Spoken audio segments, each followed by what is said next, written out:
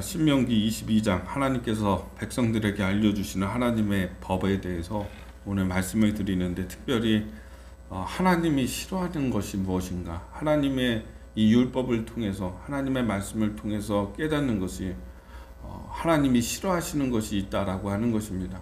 하나님이 기뻐하시는 것이 있고, 또한 하나님이 하지 말라고 하시는 것, 싫어하시는 것이 있는데, 그것이 무엇인지 오늘 좀 알아보고자 합니다. 5절의 말씀에 보면은요, 여자는 남자의 의복을 입지 말 것이요 남자는 여자의 의복을 입지 말 것이라. 이같이 하는 자는 내 하나님 여호와께 가증한 자이다. 이렇게 말씀하고 계십니다. 하나님이 싫어하시는 것이 첫 번째는 혼합주의를 싫어하십니다. 하나님도 싫으신 게 있어요. 우리도 정말 그런 건 난 정말 싫어, 이렇게 이야기하는 게 있잖아요. 정말 경계할 정도로 싫어하는 것이 있는데, 하나님도 정말로 싫어하시는 것이 있다. 그것은 바로 혼합주의이다. 하나님 싫어하시는 것, 이방신 숭배하는 거, 우상 숭배하는 거, 이거 참 싫어하시거든요. 이 혼합주의라고 하는 것이 한 가지가 있는데, 본래 한 가지가 있는데 거기에 다른 것도 섞는 거잖아요. 남자는 여자의 의복을 입지 말라. 남자는 남자의 의복을 입고 여자는 여자의 의복이 있는데 그걸 입어야지. 여자가 좀 거추장스럽잖아요. 치마나 이런 게 활동할 때 불편하고, 여자의 의복이 거추장스러우니까 남자 거를 입고 그러는데, 그렇게 하지 말라 말씀을 하고 계시는 것이죠. 그리고 또 9절의 말씀에 보면은 두 종자를 한 밭에 심지 말라, 이렇게 말씀하세요. 포도원에다가 포도 말고 다른 종자를 또 심거든요. 그렇게 하지 말라. 콩을 심은 곳에는 콩만 심고, 밭에 팥을 심는 데는 팥만 심고, 이렇게 하라라고 말씀을 하는 것입니다. 두 가지를 같이 섞어 가지고 키우지 말라, 이렇게 얘기를 하시는 것이고요. 또 10절에도 보면 소와 나귀를 한 결의로 끌게 하지 말라, 이렇게 말씀하시죠. 소는 소대로, 나귀는 나귀대로 해야지 두 가지의 종자를 섞어 가지고 하지 말라. 그리고 11절의 말씀에 양털과 배실을 같이 섞은 거를 입지 말라, 이렇게 말씀하십니다. 하나님이 섞는 걸 싫어하세요.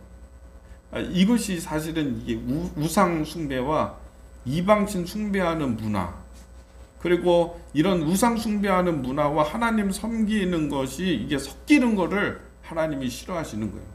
우상과 이방신 숭배 이거를 너무 싫어하시다가 보니까는 이런 문화적으로 우리의 실생활 가운데에서도 뭐 같이 하는 거, 섞는 거, 한 곳에 두 가지를 하는 거, 이런 거, 한 밭에다가 두 가지 종자를 같이 뿌려가지고 그냥 거두는 거, 이런 것도 하지 말라.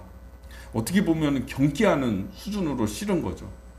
혼합주의를 하나님께서 싫어하신다. 마귀의 속성이 무엇이냐면은 섞는 겁니다. 선이 있는데 선에다가 악을 이렇게 심는 거죠. 섞어버리는 거죠. 그래서 이 본질을 다 훼손시키는 것입니다. 하나님을 섬기는 믿음이 있는데 거기다가 다른 것을 가져와서 그것을 섞는 거예요. 이스라엘 사람들이 가나안 땅에 갔을 때 하나님이 정말 경기 일으킬 정도로 하지 말라고 하시잖아요. 우상 숭배하면 망한다. 너희들 이방신 숭배하면 멸망된다.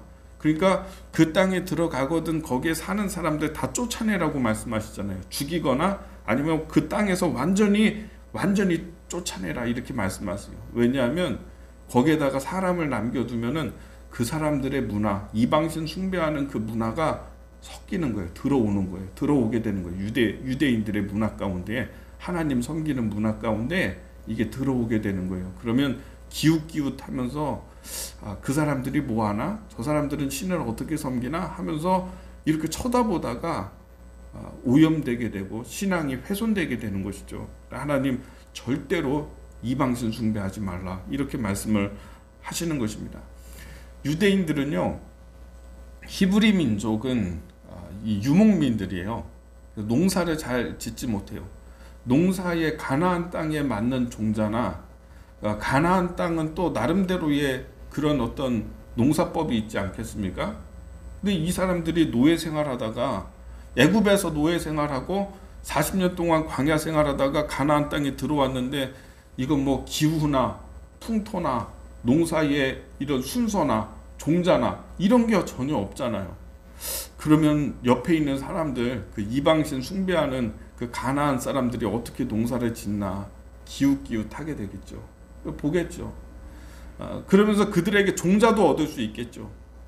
근데 그들이 얘기하는 거예요. 가나안 사람들이. 로마에 가면 로마의 법을 따르라고 했다고. 너희들이 여기에 왔으면 여기의 문화에 따라야지.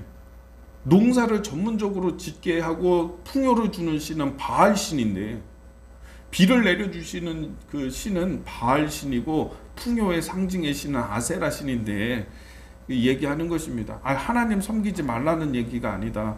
너희들은 하나님이 너희들 인도했다고 하니까 하나님도 섬기고 여기서 농사를 짓고 먹고 살려고 한다면 바알 신도 좀 섬겨야 되는 것이고, 이게 농사라고 하는 것이 풍요라고 하는 것이 이게 다 신을 섬기는 것과 관련이 돼 있기 때문에, 이게 다 그 절기라고 하는 것도 다 관련이 돼 있기 때문에 너희들이 여기에서 농사 짓고 좀 살려고 한다면 바알 신에게도 절을 하고 아세라 신에게도 도와달라고 하고 해야 되는 거 아니냐, 이렇게 하는 겁니다.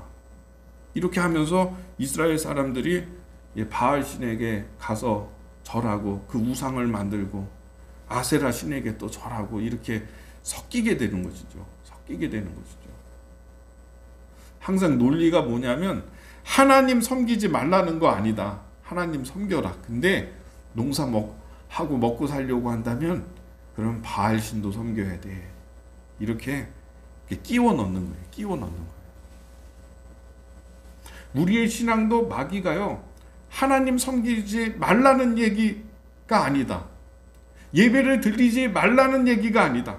그러면서 하나님을 섬기지만은 그래도 세상의 것도 좀 섬기고 이렇게 혼합을 시키는 것입니다.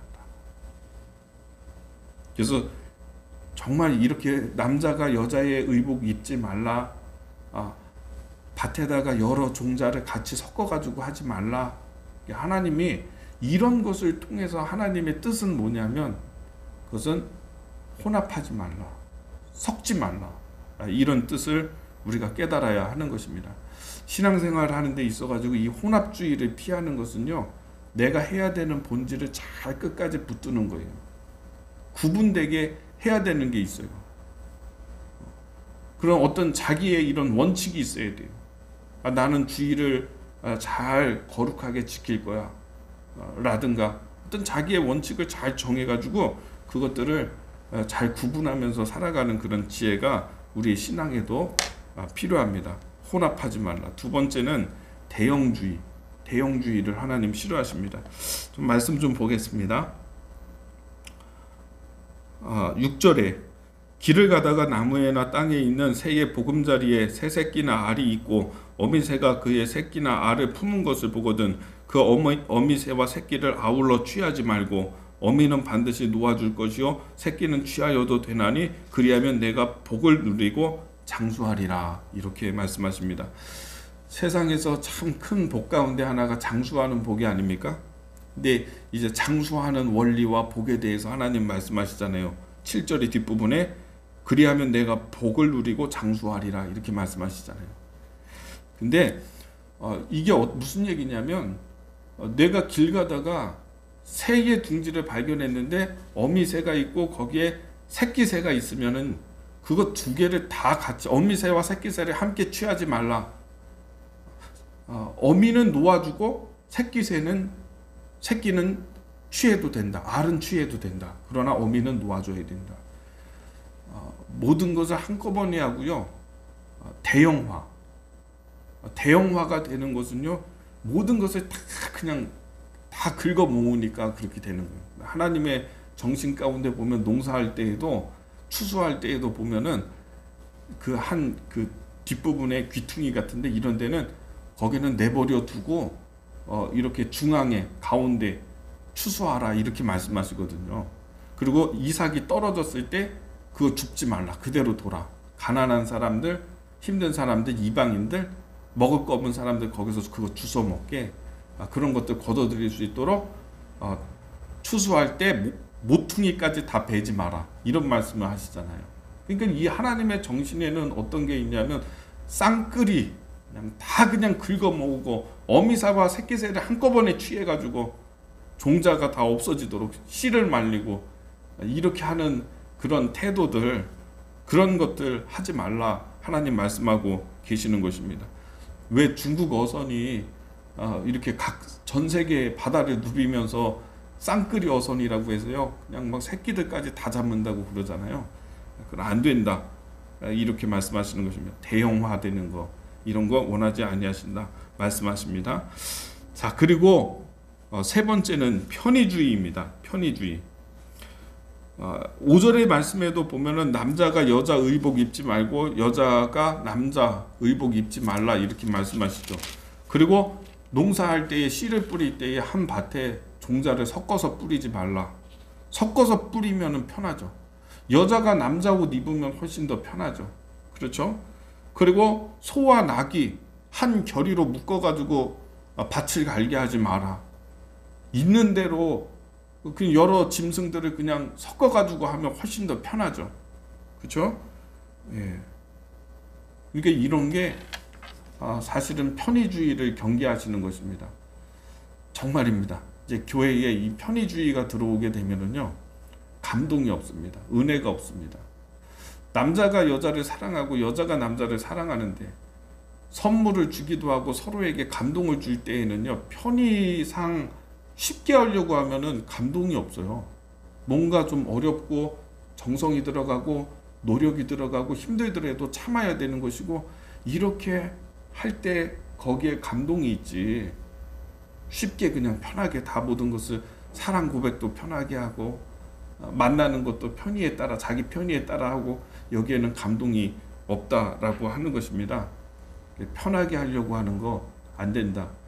편하게 하려고 하면 예수님은 그냥 하나님 나라 거기 그냥 계속 계시면 편하죠. 그러나 하나님의 아들이 이 땅에 내려오셔서 그 모든 십자가의 고난 다 당하시잖아요. 그래서 우리를 구원하시잖아요. 그런 것처럼 쉽게 하려고 하는 것들, 편하게 하려고 하는 것들, 이런 것들 경계하라. 하나님이 싫어하시는 것, 첫 번째 혼합주의, 섞는 것.